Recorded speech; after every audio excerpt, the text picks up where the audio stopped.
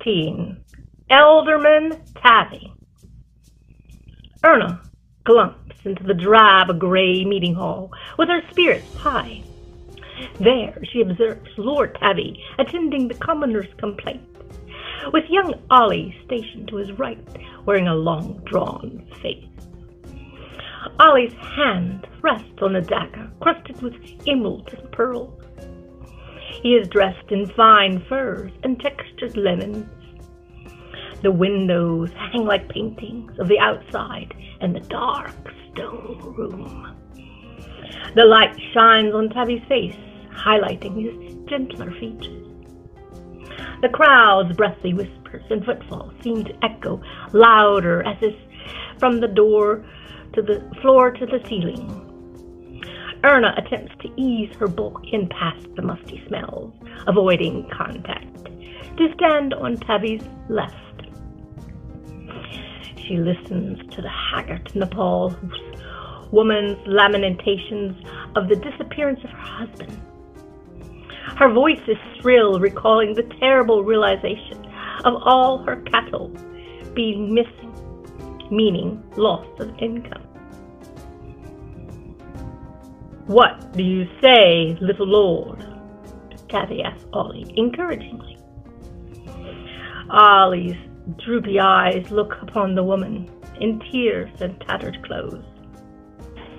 He feels pity on her, though he scarcely hears what she has to say about her predicament.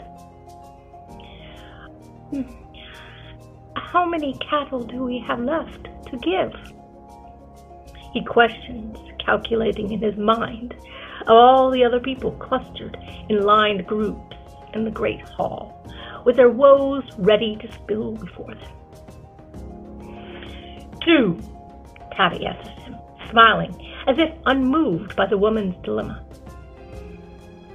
"And after that, none for anyone else?" Ollie frowns.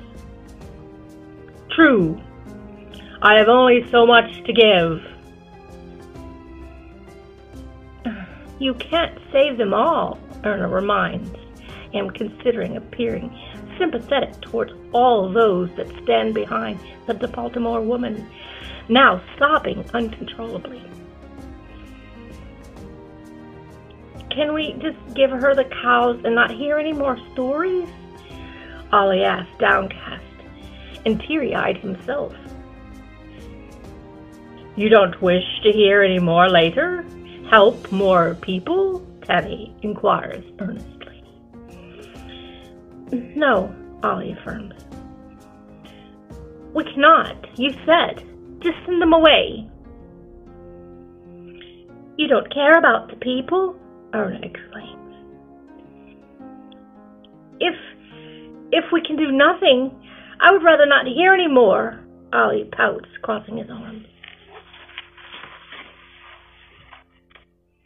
"What if they did not lose property to raids? What if there's something new that we can help with?" Taavi asks. "Let them be first tomorrow, then," Ollie insists, rubbing his eyes. "All right," Taavi responds. He snaps his fingers and stands. One of the guards quickly runs up to hold his hand out to Ollie. "Come, little Lord Steiner. Let us conduct your training." "Yay!" Ollie's face brightens, and he hops down off the pedestal and takes the man's hands with zest, promptly forgetting about the people and their troubles. Erna and Taavi watch as he departs like proud parents. "You heard the little lord," Taavi announces, intoning, projecting his voice to all those who stand in the audience. The crowd's hope is washed away as they now stand despondent and forlorn. Their eyes are agog, hanging on Taavi's instructions. Murmuring rises as tall waves. Taavi observes them, and they observe him. "Give your names to the chief of records down the hall, and I will see you first thing tomorrow, unless you're asking for cattle. I have no more to give." Sighs resound around the room. moments before the stampede begins. Desperate people shove and push, fighting to be out first into the hall. The largest and quickest gallop over the smaller and weaker, simulating rumbling, thundering sounds in the massive room. Wails of pain and anguish flourish as crippled and elderly are trampled. Pitiful, Erna remarks, indifferent. Her portrayal of emotions on command could rival any in the theater. Less for tomorrow, Taavi concurs, unmoved, turning to signal his guards to carry out those too slow moving, those motions on the floor. Bluecoats haste about, aiding those alive, and others carried, presumably dead or dying, in a methodical manner. The custodian is on task, assembling servants within a matter of minutes, as if prompted prior to dismissal. Satisfied, Taavi turns, swaggering closer to the open window nearest the courtyard, where Ollie's jaunty voice rings out brightly as he and the other boys his age batter about their swords. "What is the news?" Taavi inquires. "The discontent is growing, Lord. You play a risky game." "We won't be overrun by all those Nepalthmores that my idiot cousin is allowing in, will we?" "Not if we allow a raid into the city like I suggested." Taavi sighs. "I have an excellent reputation. And how do we get around that?" "Poison." "That risks our own kind." "Fine. Then we're back to magic." "We only have the one in employment. And I am not sure about his temperament. The whole group is not aligned for such a task of anything shady in nature. Not with Arn leading them anyway. No. They serve their purpose. Having them in your employment is wise. They are esteemed highly, thus bleeds into your reputation." Erna collaborates. "You know more," Taavi mentions, noting Erna's features.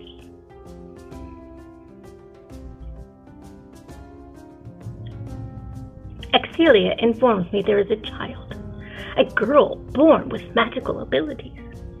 Taavi delights. "How young are we talking?"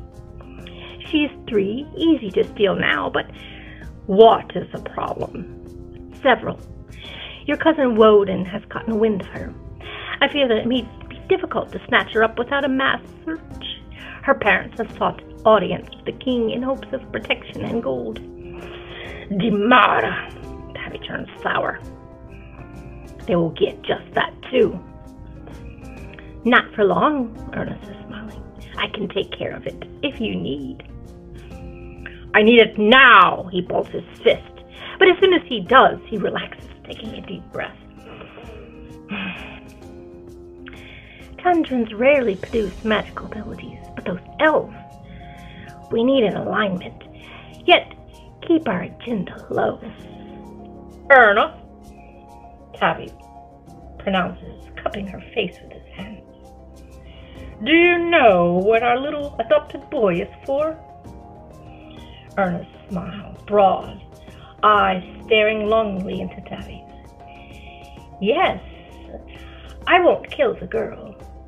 She could be useful, if not now, certainly later on. I could feign her death, then take her.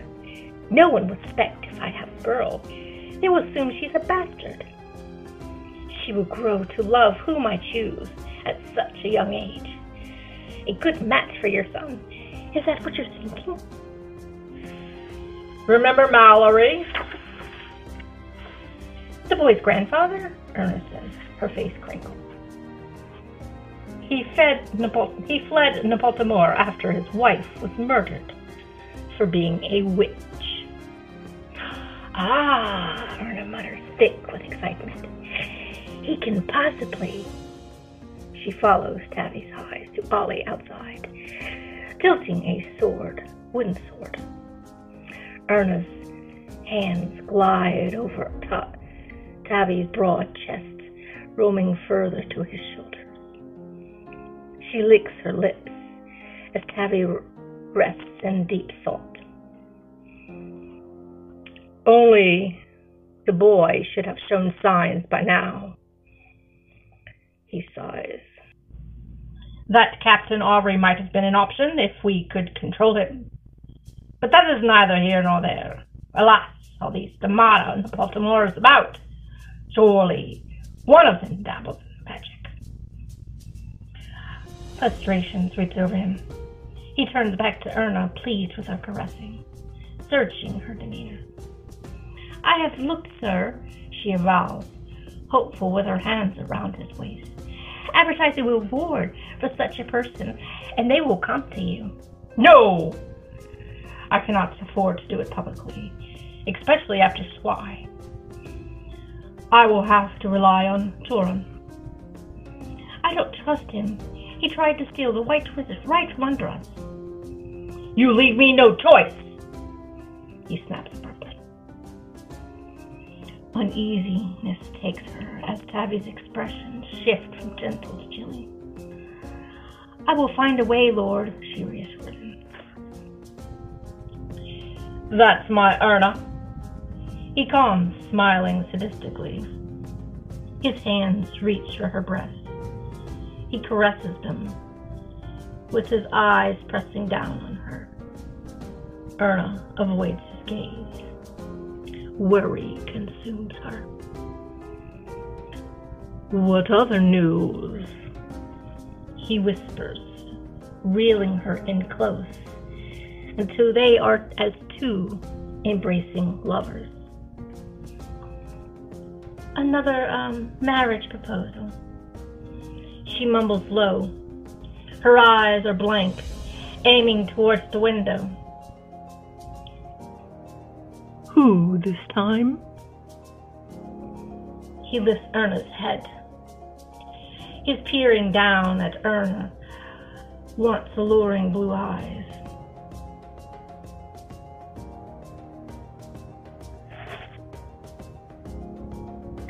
Vanja Kajorn, another scrawny twat, Erna opines. She is 19 seasons. I wouldn't expect you to approve of any of my proposals, he says. His hands continue from her face to petting her wavy blonde hair. Impulsively, he yanks it hard, and she gasps. I should have you tutor her in the proper bedroom conduct, yes? If that is your desire, sir, Erna mumbles, gritting her teeth. Kujorn, he repeats suddenly, distracted, letting go of Erna all at once. That is Nessa Vanbar's daughter, is it not? It is, Erna reluctantly confesses. Your second cousin. Then I agree, he announces energetically. He firmly smacks Erna on the bum with great spunk and zeal. Shall I arrange for you to meet her first? She asks breathlessly. No, he states, turning away promptly, then pauses. It's better than anticipated. I don't care. Arrange the marriage, let the girl decide to give in to her fancies, whatever that is. He strolls towards the door, then turns one last time. And Erna. Yes, my lord? Be quick. I expect you in my chambers when you are done. Don't keep me waiting long. Yes, sir, she huffs. Swiftly she gallops out of the room. Down the hall she races. Then as Erna considers the hereafter, she machinates.